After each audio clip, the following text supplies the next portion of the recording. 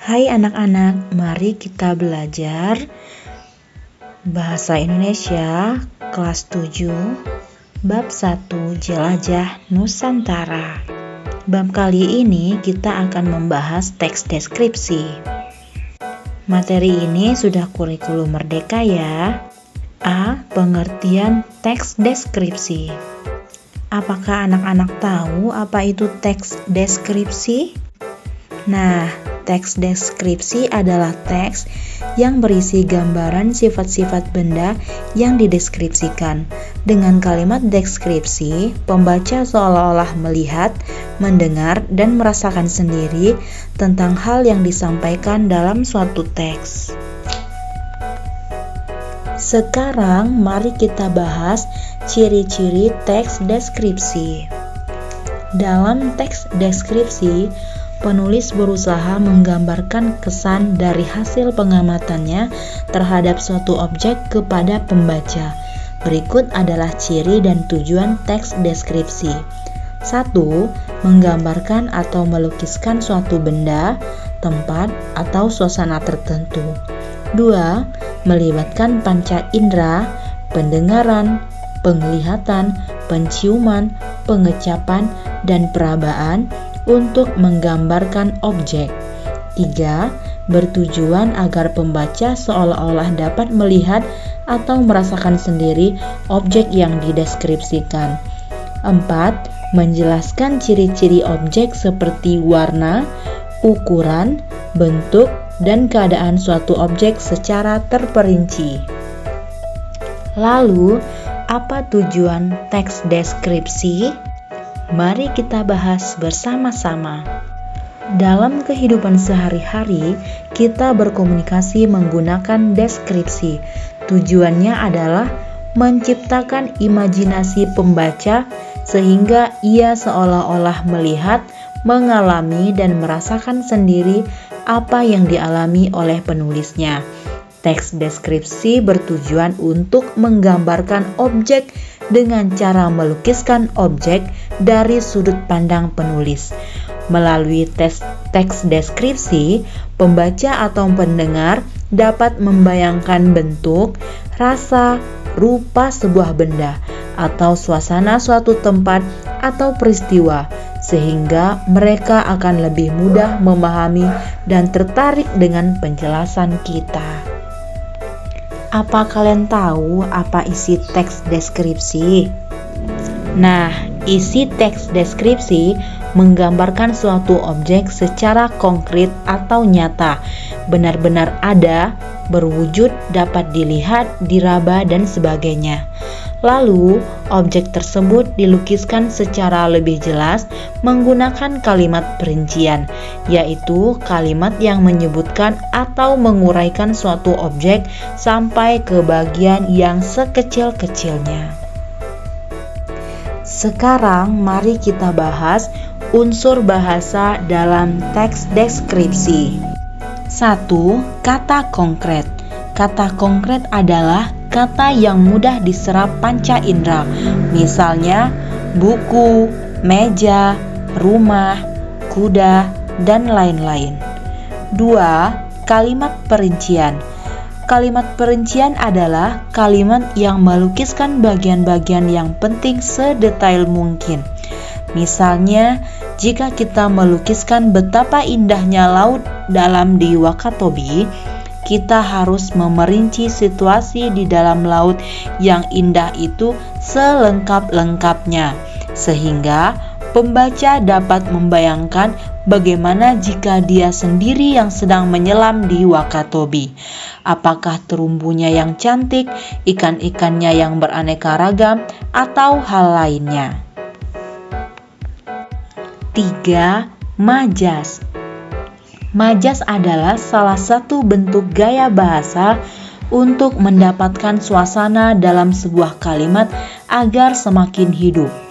Mudahnya bisa kita pahami bahwa majas itu bisa menjadi ungkapan yang bisa menghidupkan suatu kalimat. Majas yang paling sering digunakan dalam penulisan teks deskripsi adalah majas personifikasi. Majas personifikasi adalah majas yang membandingkan antara manusia dengan benda mati, seolah-olah benda tersebut memiliki sifat layaknya manusia. Contoh, pasir berbisik tertiup angin di padang gurun. Angin berbisik menyampaikan salamku padanya. Nah, dari kedua kalimat ini, kalian dapat melihat bahwa pasir dan angin diumpamakan memiliki sifat seperti manusia, yaitu mereka bisa berbisik. Hal ini yang disebut majas personifikasi. Sekarang kita bahas mengenai tanda baca dalam teks deskripsi. 1. Huruf kapital atau huruf besar dipakai sebagai huruf pertama kata pada awal kalimat. Misalnya, A. Ardi menikmati kopi Gayo. B. Papandayan adalah salah satu gunung api aktif jenis strato dengan ketinggian 2662 meter di atas permukaan laut. C. Perjalanan ditempuh dalam waktu 1 jam. Anak-anak bisa perhatikan pada kata Ardi, Papandayan, dan perjalanan. Diawali dengan huruf kapital atau huruf besar. Hal itu karena kata-kata tersebut berada di awal kalimat.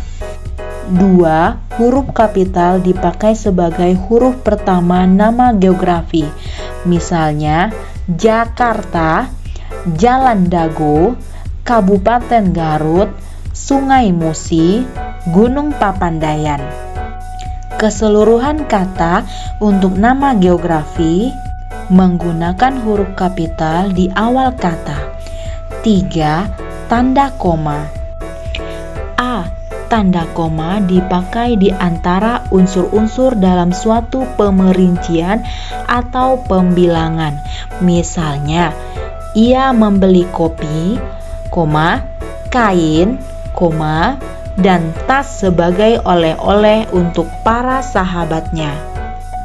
B.